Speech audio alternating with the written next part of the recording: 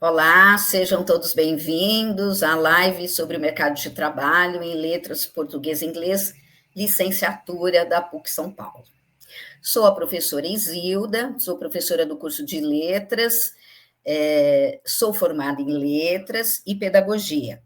Eu comecei a minha carreira profissional na escola pública, no interior. Eu morava no interior, na ocasião comecei minha carreira lá. Depois vim para São Paulo, depois de algum tempo, e aqui em São Paulo eu trabalhei por 16 anos em uma escola particular com ensino médio. Durante esse período, continuei estudando, fiz mestrado e comecei a dar aula no ensino superior. Quando eu estava cursando o doutorado, tive a oportunidade de participar de um processo seletivo e começar a trabalhar na PUC. Eu estou na PUC há 19 anos, né? E fiz mestrado, doutorado e pós-doutorado em língua portuguesa, fiz na PUC e sigo a carreira de professora. Sempre me senti muito feliz e realizada na minha profissão. Se me perguntarem, professora, você mudaria?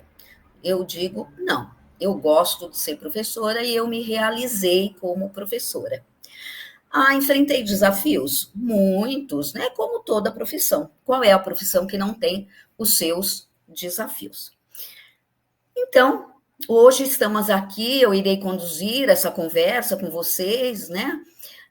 Para abordarmos mais profundamente aí o mercado de trabalho do curso de letras.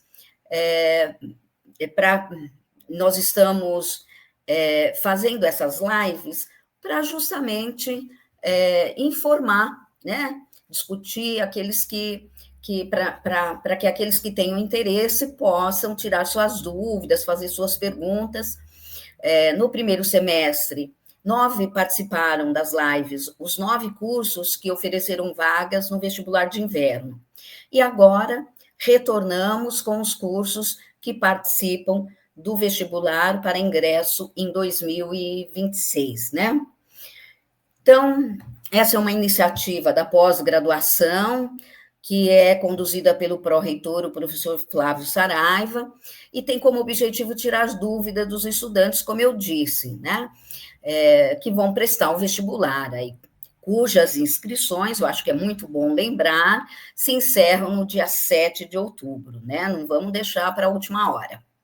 Então, esse é o momento para você, estudante, futuro PUCiano, fazer todas as perguntas, compartilhar dúvidas, angústias, enfim. É só escrever nos comentários que, tão logo for possível, a gente esclarece as dúvidas.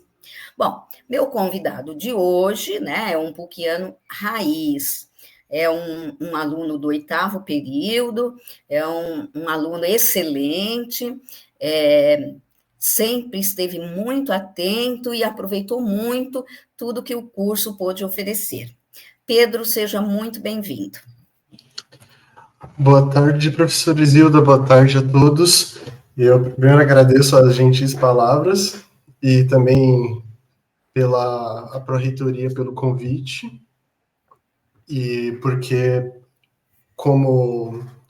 talvez como vocês, nessa época de que prestar vestibular e está buscando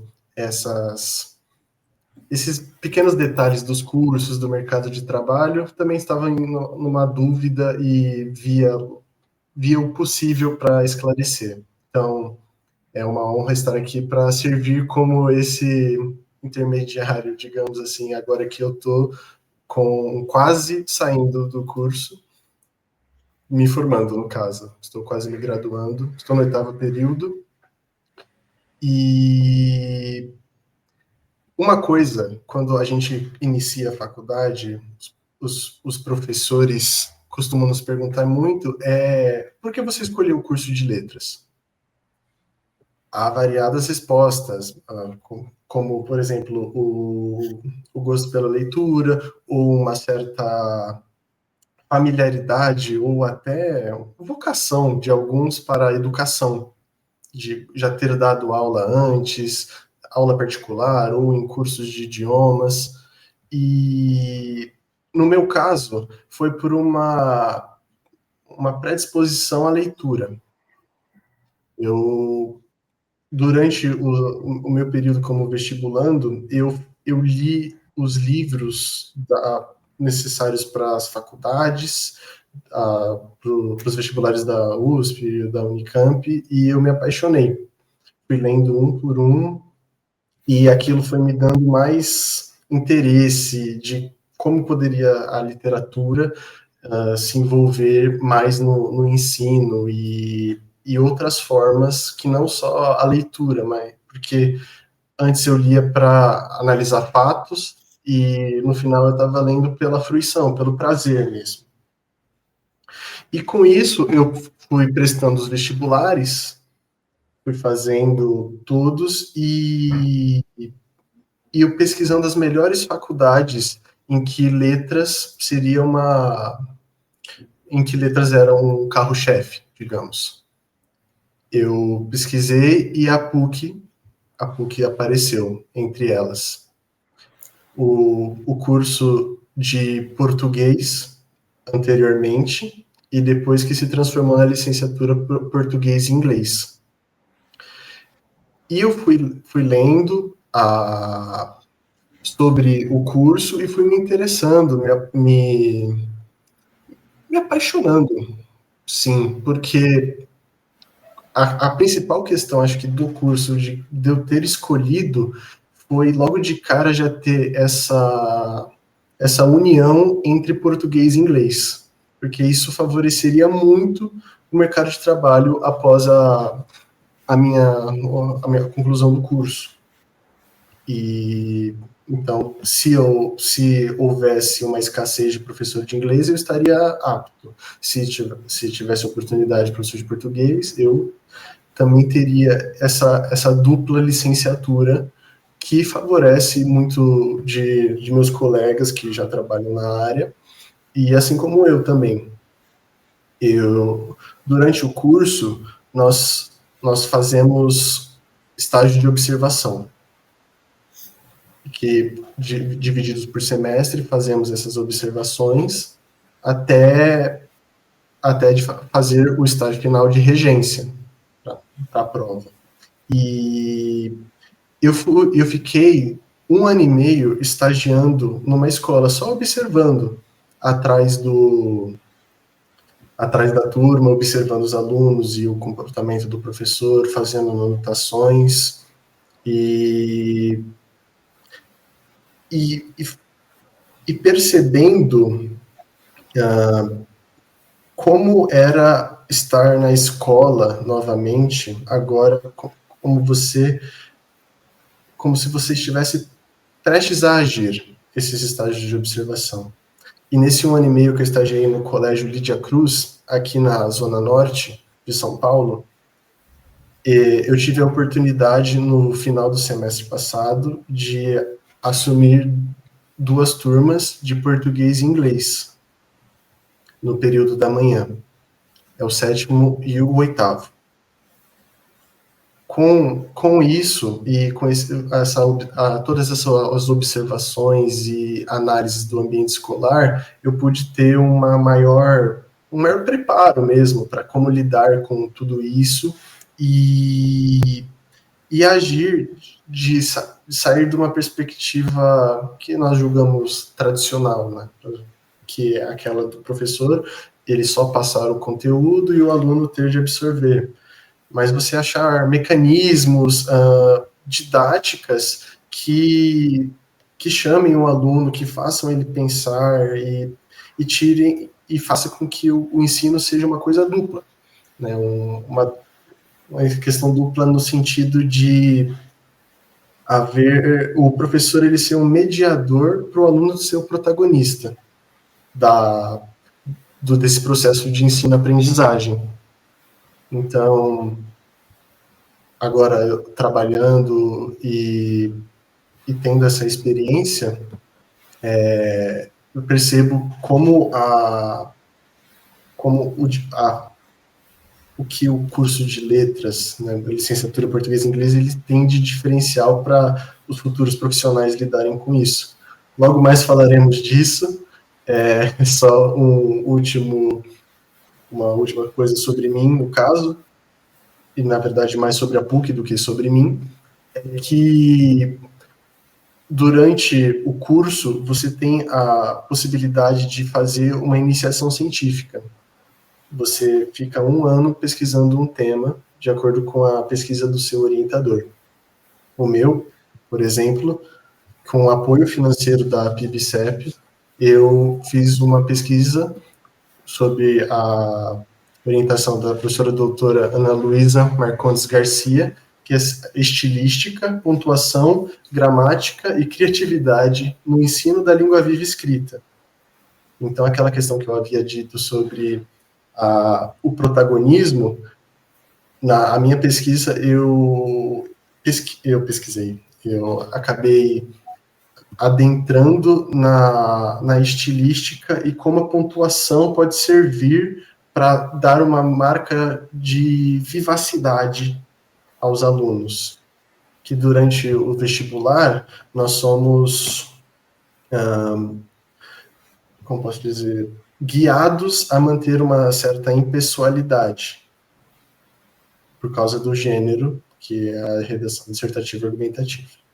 Mas que haveria possibilidades de desfrutar da pontuação para mostrar um pouco de si. E esse foi o tema da minha pesquisa, e vários colegas participaram com outros. Um falou sobre Duna, o outro falou sobre um livro sobre flora, e assim por diante. São várias possibilidades dentro da linha de pesquisa do orientador, então é muito produtiva essa oportunidade, que você também se torna o protagonista da pesquisa e pode depois compartilhar tudo que você descobriu e assim ajudar e fazer a diferença de alguma forma. É isso, professora. Obrigado. Tá certo, Pedro. É isso mesmo. A maneira como, né, o porquê de ter escolhido o curso, né, então, tem muitas razões. Então, porque gostam de ler, porque amam literatura, porque gostam da profissão, né, Sim. gostam de trabalhar com o texto, né, muitos alunos têm muita facilidade, né. Alguns colegas, desculpa Sim. cortá-la, escolheram o curso sobretudo pelo inglês também. Eles têm uma inclinação pela língua também, do ensino, que, como eu disse, eles trabalharam em escolas, ou mesmo tem uma facilidade e um interesse mesmo pela área de língua inglesa, desses ramos, Pois né, é. que o curso oferece.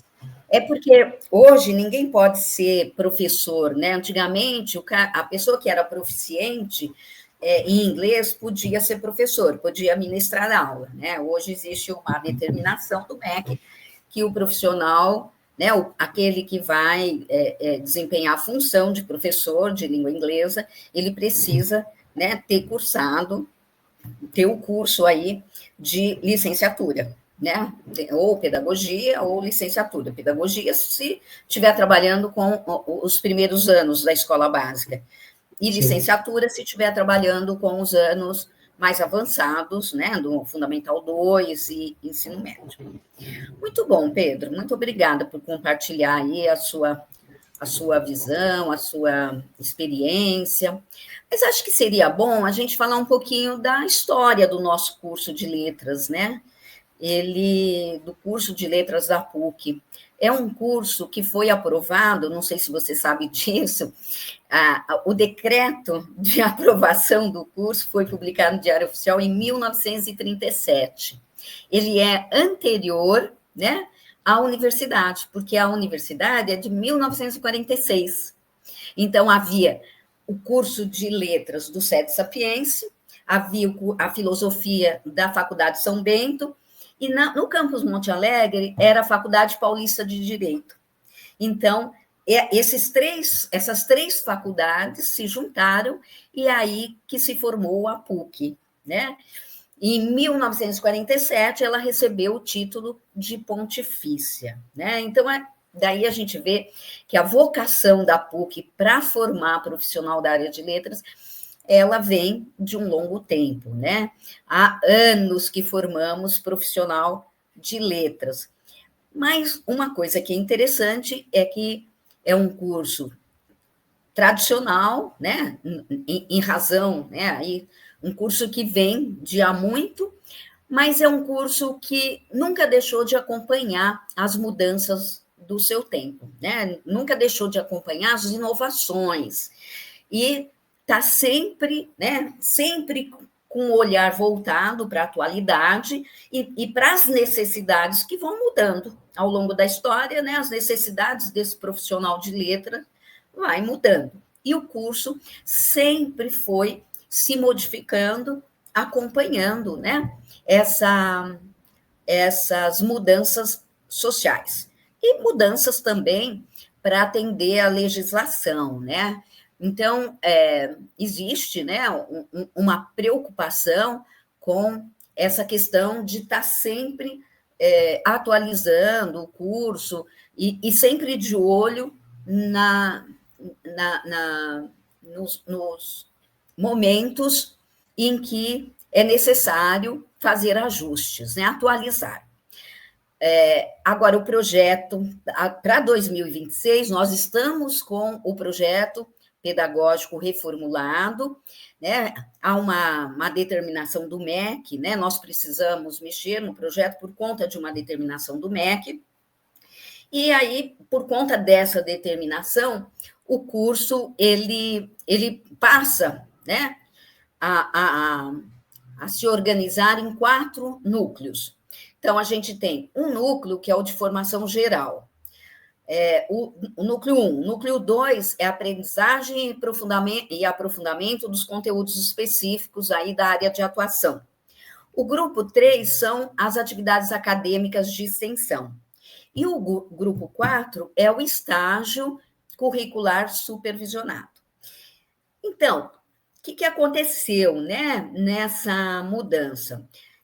Ao fazermos essa reformulação, dividindo aí essas áreas, né, cumprindo até, né, as indicações do MEC para cada área, também foi possível fazer uma reformulação e o curso teve uma redução no valor da sua mensalidade. Então, isso foi bastante importante, né? Também era uma questão que tornou o curso interessante. Acho que posso falar um pouquinho dos núcleos, né?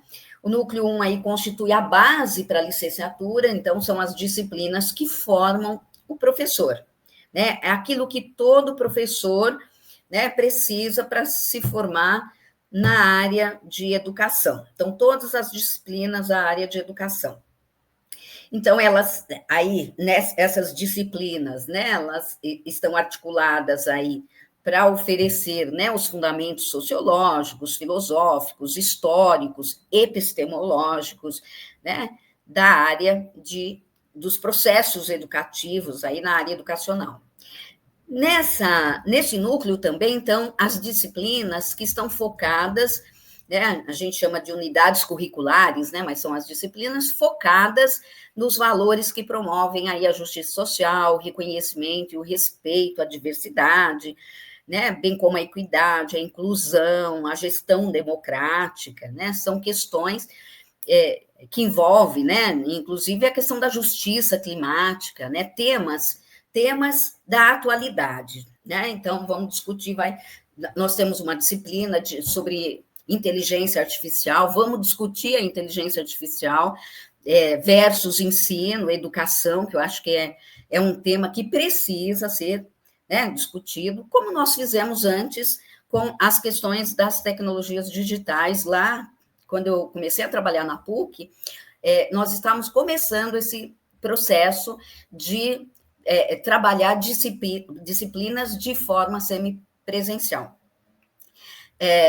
E hoje nós temos a inteligência artificial que nós precisamos discutir com os nossos alunos precisam se preparar para isso, né? O núcleo 2, então, são todas as disciplinas que formam o profissional de letras, tá? Todos os saberes, né, que são importantes para esse profissional.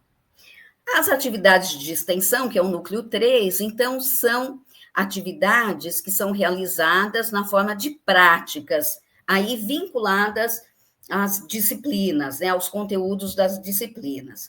E envolve aí a execução de ações nas instituições de ensino básico, né?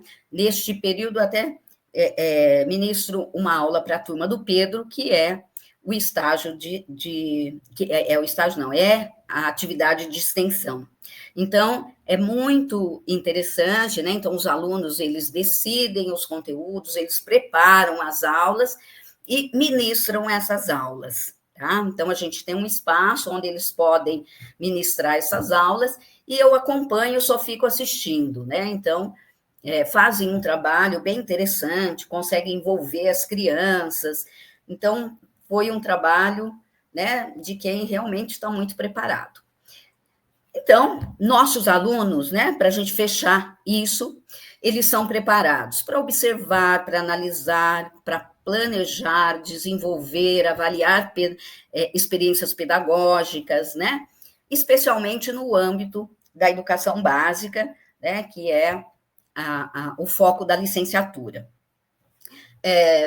Eu vou dizer para vocês, assim, que o aluno do curso de letras da PUC, ele se forma muito preparado para atuar na profissão.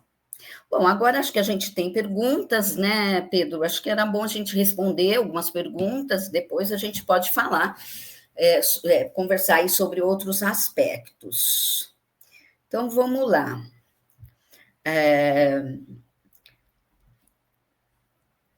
A Mariana só diz boa tarde, aí ela faz a pergunta. Eu vejo pessoas que vão dar aula de inglês fora do país, tem oportunidade fora do país, pensando na graduação português-inglês? Tem, Mariana, tem sim, a gente vai falar sobre isso, né? Tem sim, tem oportunidade, você se prepara, né? Você sai com a habilitação, tanto para ser um professor de português, se você for para um país que tenha uma comunidade, né, de falantes de português, como o inglês, né, para você trabalhar para inglês, para sair do país, você precisa ser proficiente, mas tem espaço, sim, para trabalhar fora. Quer ler a outra, Pedro? A Jéssica.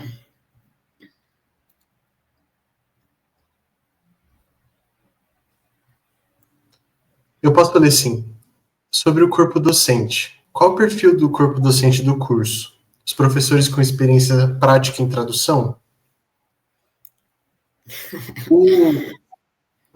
A senhora tem mais propriedade para falar, mas da nossa perspectiva, o curso ele não mistura, né? Mas dependendo da matéria, da disciplina, o professor ele vai ser voltado, ele vai ter a formação voltada à prática.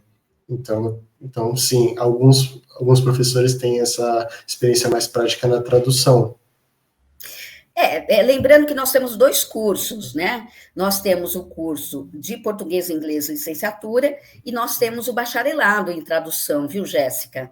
Então, se você também tiver interesse, né, se o seu interesse for a tradução, né, você pode cursar a tradução, tá? Então, a gente tem os 2 cursos, tem o curso português e inglês licenciatura e bacharelado em tradução, em português e inglês tradução.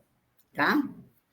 Os professores, na maioria, né, são doutores, pós-doutores, todos com pesquisa, né, com publicações, com uma larga experiência no ensino, né? Então, sim, o corpo docente é bastante qualificado e leciona há muito tempo. né? Então, mas não quer dizer que deixa de se atualizar, né? Até pelas publicações, né? A gente tem que estar sempre pesquisando e publicando, né? E isso faz com que o corpo docente também esteja sempre acompanhando, né? As questões de ensino e também se atualizando, né, sobre as tecnologias, sobre essas questões, discutindo as tecnologias, o uso de tecnologias e a educação. Ainda a Jéssica, ela pergunta, algum sistema de monitoria ou tutorias para alunos em dificuldade em tradução da língua inglesa? Olha, tem sim, né? O curso de tradução, ele tem monitoria, usam tecnologias que são para tradução, né? Se você tiver interesse na tradução, eu não sei te falar, porque a tradução realmente não é o meu foco, mas consigo te dizer que sim, né? Eu conheço a pessoal da tradução, e eles têm, sim, sistema de monitoria, assim como no curso de licenciatura, e em todos os cursos da PUC, né? Então, tem monitoria, tem tecnologias que são utilizadas, então, tem um suporte muito bom, tá? Para o aluno. Uma coisa, Isilda, Fala. sobre a questão da monitoria, os alunos que já fizeram a disciplina podem ser monitores e ajudar no andamento da disciplina. Eu, por exemplo, fui numa disciplina do primeiro semestre do ano passado. No ano E, passado.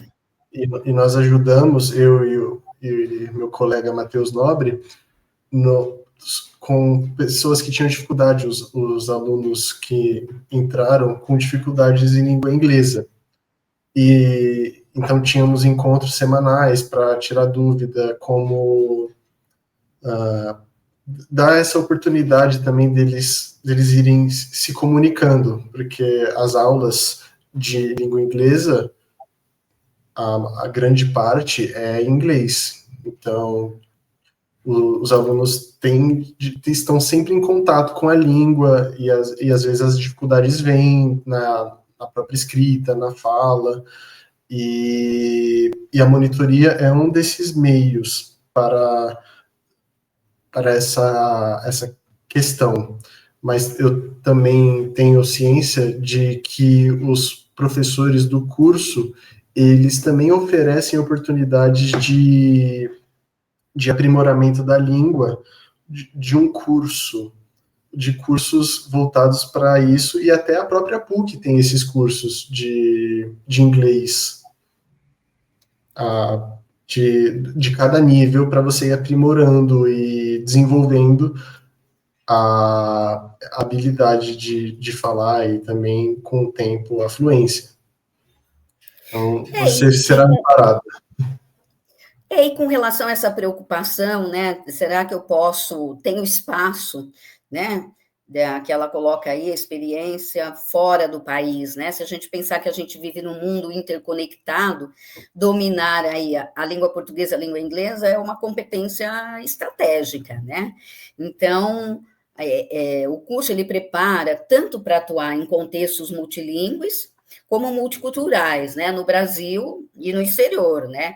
A gente sabe que o inglês é a língua das relações internacionais, da ciência, da tecnologia, dos negócios, e o português é a língua oficial, né, de países em 3 continentes, né? A gente estuda isso lá no ensino médio, né? E tem crescente relevância nas áreas de diplomacia, educação, cooperação internacional. É preciso considerar também que estima-se que de 260 a 300 milhões de pessoas falam português no mundo, nativos, né, e não nativos. E a quarta língua mais falada, né, ele fica atrás apenas do mandarim, do espanhol e do inglês. Então, tem muito falante de português, né, que vai abrir espaço de trabalho, com certeza, também fora do país, né? tem tanto interessante, tem espaço, né, que os nossos alunos, eles conseguem, né, estágio, conseguem estágio remunerado já durante o curso, então tem uma inserção, né, uma preparação que está aí nessa área, Brasil versus mundo, que você consegue atuar, e tem aí também, aqui no Brasil, também é um curso muito, muito valorizado, né, e muito respeitado, eu diria, dado o fato de que nossos alunos fazem estágios remunerados e saem sempre empregados, não vão ficar sem emprego. E a atuação? Né? Em que área atuam seus colegas, Pedro? Você conseguiria dizer alguma coisa? Eu consigo. Eu até ia comentar uma coisa sobre o que a senhora disse, assim, porque estamos falando assim, português e inglês, então de como se fossem os dois ramos, mas hoje em dia o que é uma crescente na educação são as escolas bilíngues, né? Essas escolas bilíngues, com o currículo internacional. Então, ia falar que alguns de meus colegas, eles trabalham já em colégios bilíngues.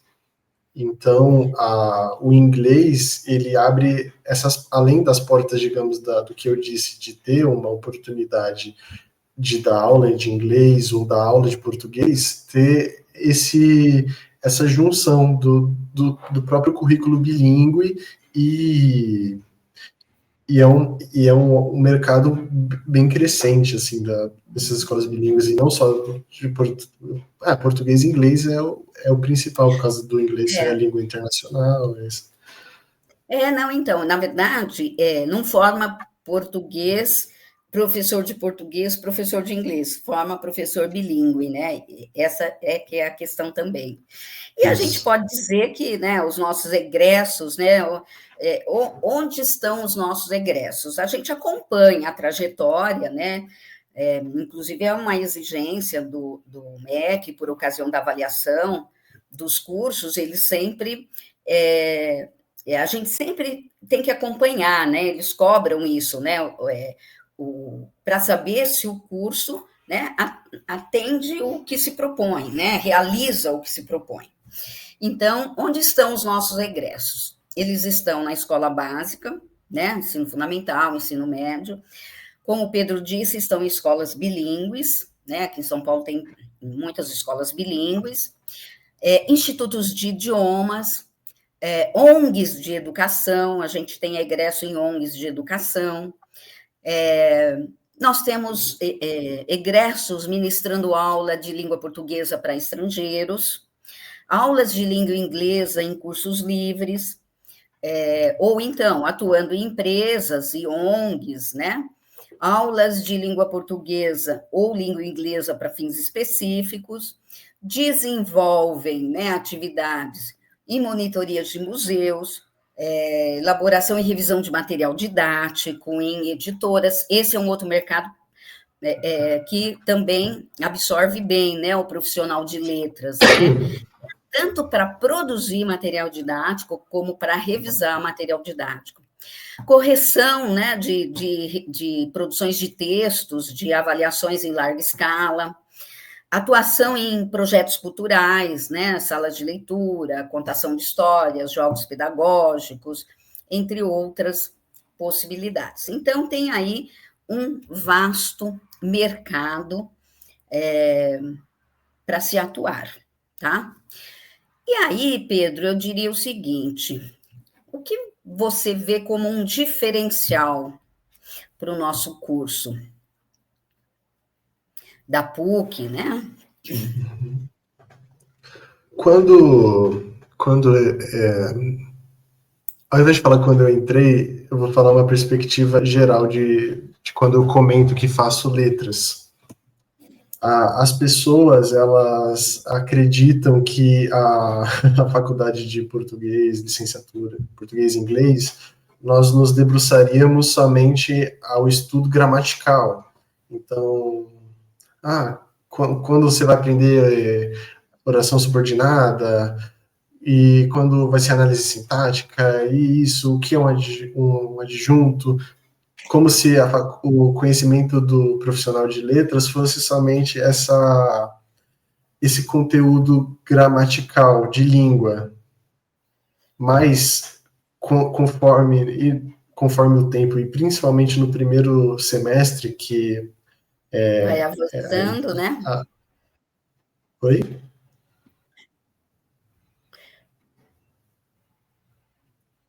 O Pedro você está travando. Tô. À medida que vai avançando no curso, né? Então, a gente vai vendo que não é isso, né? Não é um aprofundamento do português do ensino médio, né? Vai muito além disso, Isso. né, Pedro? Acho que agora eu voltei. Acho que eu voltei agora.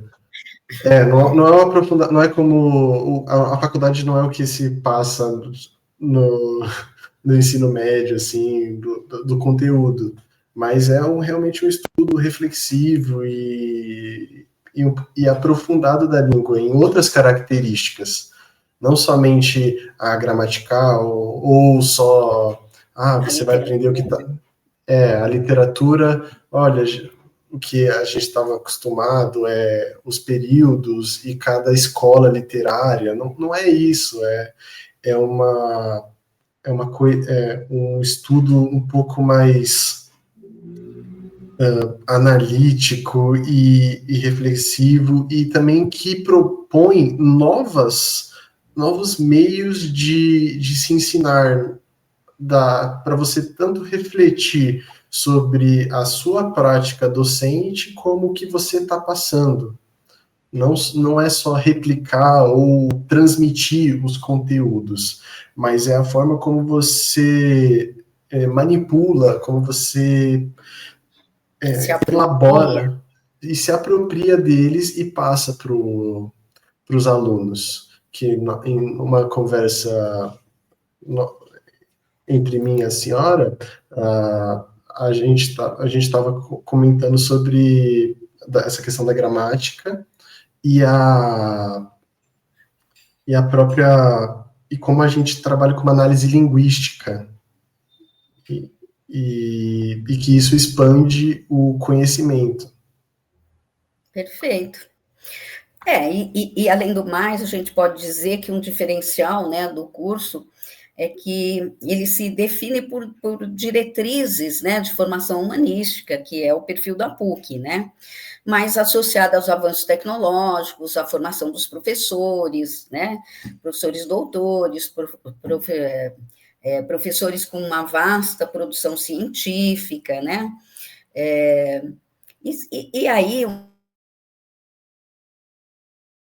Pedro trouxe aí a questão da participação do aluno, né? Então, como se trabalha, como se desenvolve, né? Então, o aluno, ele está...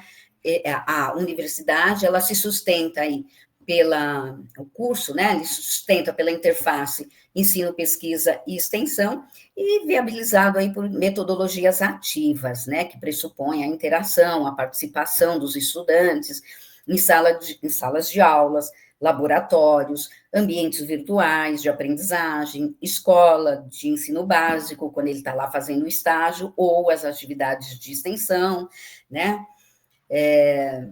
Então, tem aí uma produção,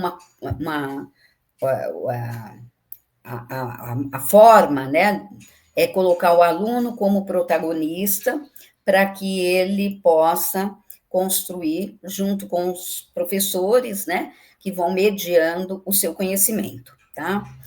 Então, o curso oferece, né, conhecimento científico e oferece oportunidade de aplicação desse conhecimento, né? Não é que você fica lá, vamos estudar, vamos só nos apropriar das teorias. Não, das teorias e como a gente pode aplicar na prática, né? Como que a gente refletir sobre para aplicar na prática, para mudar, né? Ser capaz de elaborar projetos de intervenção, realizar atividades, né, de extensão pensadas, organizadas, no estágio da educação básica. Então, tanto que o estágio, né, o aluno vai realizando o estágio na escola básica, mas na universidade ele tem sempre uma disciplina que acompanha o estágio e discute as vivências, né, desse estágio para preparar o aluno para o exercício profissional, né? Então, a formação do professor de português, inglês, aí, professores bilíngues, na PUC, né? É uma preparação muito levada muito a sério e que prepara esse profissional para os diferentes contextos sociais, culturais, educacionais, né? Então, a proposta do curso é propiciar, né, o conhecimento da língua portuguesa, da língua inglesa, das literaturas, das culturas, né, do multiculturalismo, né? Tanto que tem disciplina de literatura africana de língua portuguesa, né? Literatura infantil, e assim por diante, né? Então, o perfil do egresso é o de um profissional em consonância com as tendências e com os desafios da área profissional, né? Interculturalmente competente, capaz de lidar de forma crítica, né? Essa é a grande questão, né? Com as linguagens, especialmente a linguagem verbal, nos contextos oral ou escrito, e bem como, né? Conscientes de sua inserção na sociedade, nas relações com o outro, incluindo aí ainda a compreensão crítica de questões socioambientais, éticas, estéticas, políticas, né? Tão importante na nossa época, né? Questões relativas à diversidade étnico-racial, né? De gênero, sexual, religiosa, de faixa geracional, né, sociocultural, né, a gente tem que refletir, né, ensinar, à medida que o tempo vai passando, o aluno, a gente vai recebendo alunos com perfis diferentes, né, e não dá para pensar que vamos trabalhar com esse aluno da mesma forma que se fazia há 30 anos, né? Então, por isso que os professores estão sempre atentos, sempre se atualizando, sempre preparados para enfrentar as questões, principalmente as geracionais. E que mais, Pedro? Não tem mais perguntas? Alguém perguntou mais alguma coisa? Acho que não. Acredito só sobre a questão do estágio, que perguntou se é obrigatório. É verdade. Sim. Sim, é obrigatório. E são 400 horas de estágio obrigatório, o MEC que obriga. O que nós fazemos, antigamente, o aluno fazia o estágio tudo no final do curso, né? Hoje não. Hoje a gente distribui o estágio ao longo do curso. Então, cada semestre, o aluno faz 50 horas.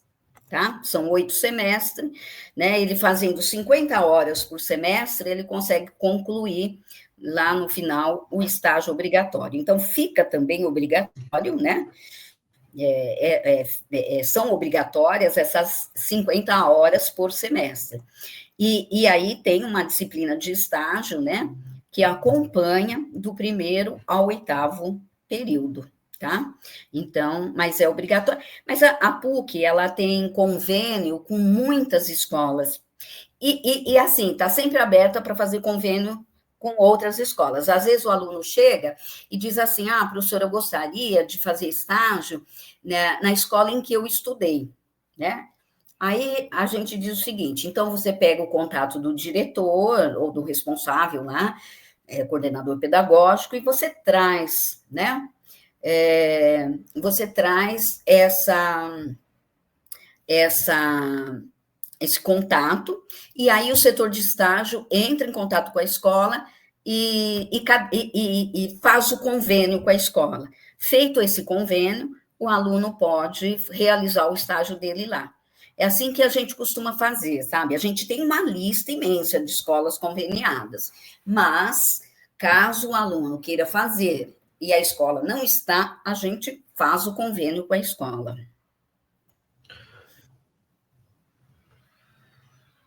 Há intercâmbios, né? Acho que Mariana, o que você está perguntando é sobre intercâmbios. Sim, sim, tem oportunidades para realizar, para fazer,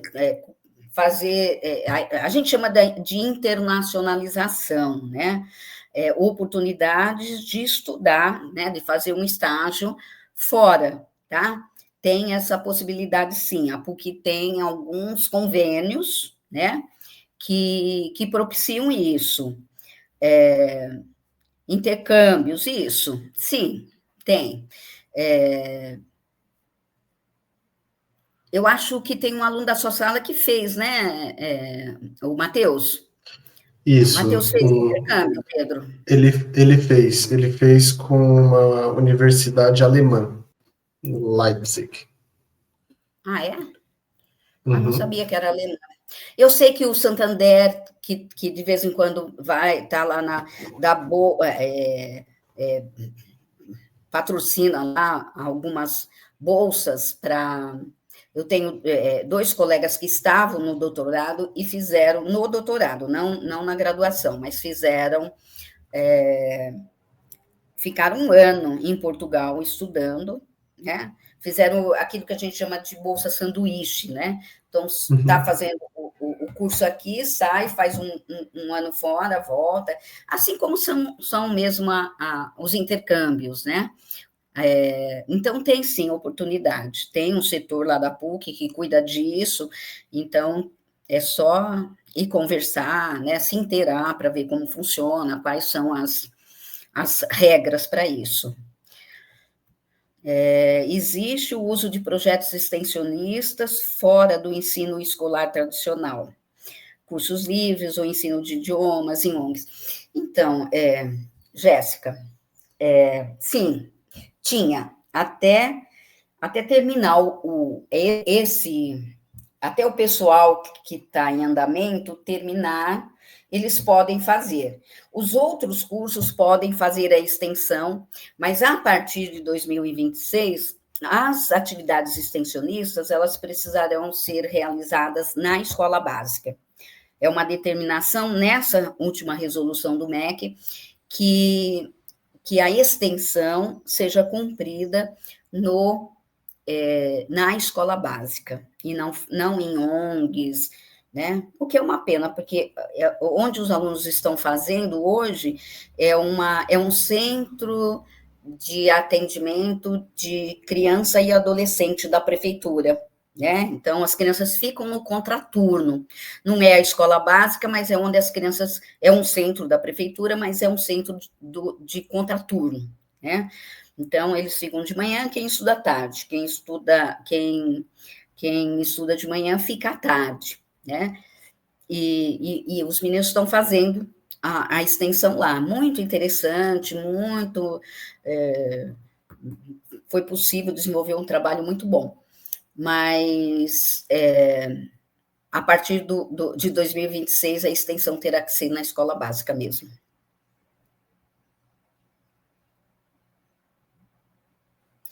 Aí é para você, Pedro. Da minha experiência com a escola base? Básica, Bom, acho que é a escola básica. assim, não. Nesses...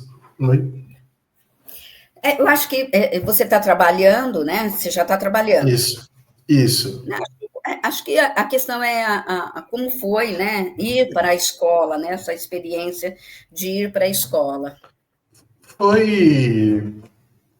Foi interessante por causa que eu estava estagiando, observando aquele contexto há um ano e meio já, que é a escola que nós fizemos convênio, e e também por ser próxima à minha casa, ficava mais fácil para ter esse acesso, e também eu consegui passar mais tempo cumprindo o estágio de observação obrigatório.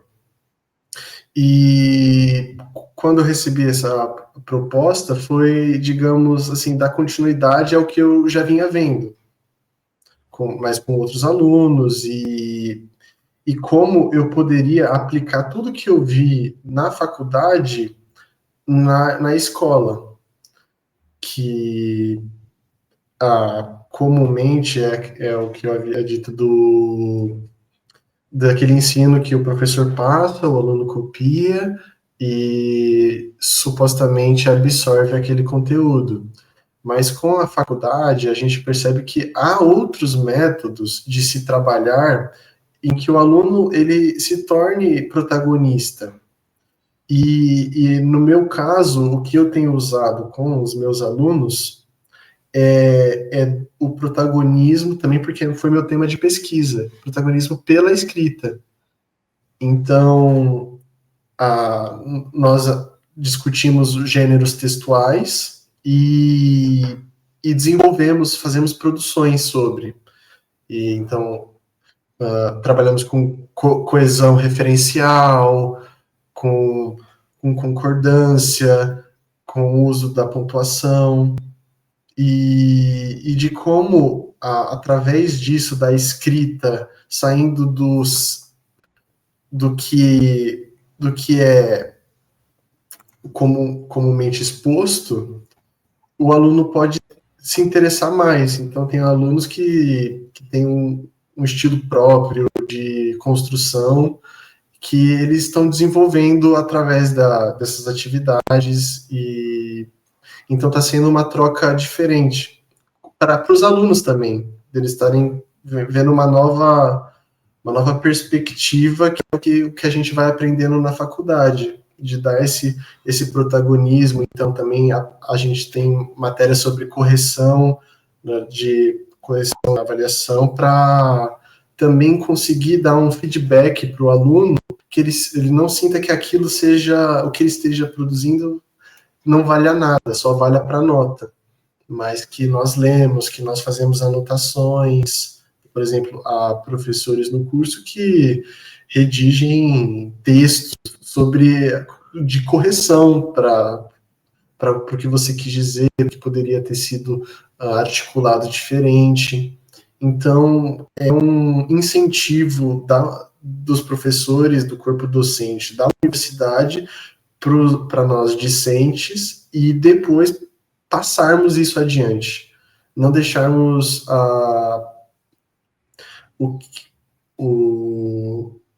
esse status quo de só passar e olha, sua nota é essa, você falhou ou não. Mas de darmos também oportunidade de pensamento, de articulação, de conhecimento, de proposição até. Então, acredito que essa é a minha experiência nesses meses. Acho que é isso, né? Será que tem mais alguma questão? Acho que a gente pode ir caminhando